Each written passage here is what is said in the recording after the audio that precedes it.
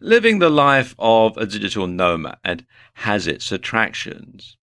But before you embark on it, you really do need to separate the myths from the realities.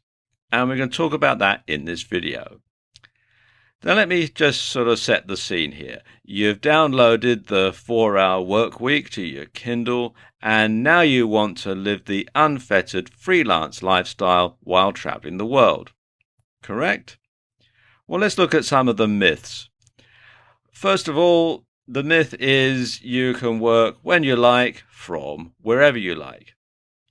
Well, the reality is somewhat different, and because you never know where or when your next paycheck's going to come from, you tend to take on as much work as you can when it's on offer because you think that, well, you might not get any more.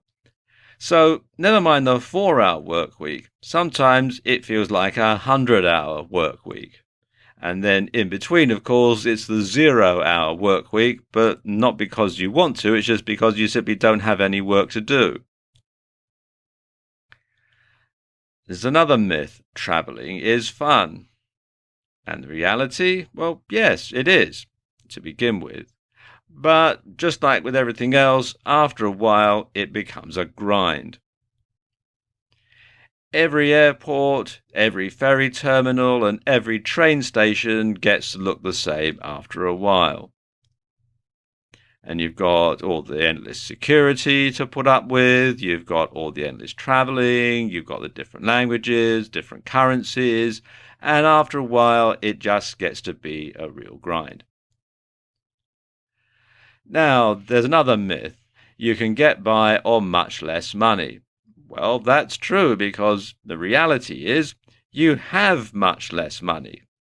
But that said, you don't have as many overheads or things to spend money on anyway, so the fact that you don't have quite so much money isn't really a big deal.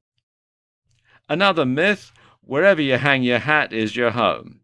Well, the reality is somewhat different. If everywhere is home, then nowhere is. And I know that sounds kind of strange, but there's a risk that the place where you grew up, or where you went to school, or where you settled after you finished college will become a foreign place to you as well, because it's going to change, as will you. But quite often changes are subtle, but to you the changes will be more noticeable, and you'll find it harder to settle back in should you want to return. And for some people, this is appealing. They want to distance themselves from the past and go away and reinvent themselves.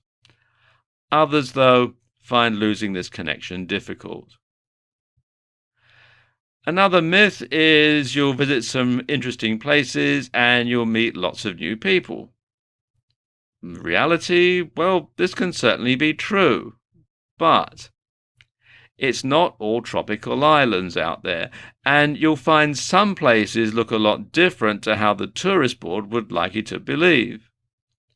So you might find somewhere and you see, oh wow, it looks really nice, really interesting, but after you get away from the main streets and into the back streets, they're all kind of grotty and sort of places that backpackers stay are a bit run down.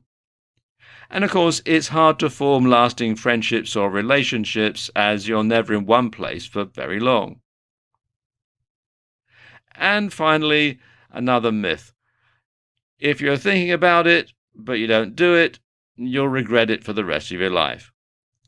And the reality, well, that's true. If you don't do it, especially if you don't do it while you're young or if you're in good health, then you may well regret it later on.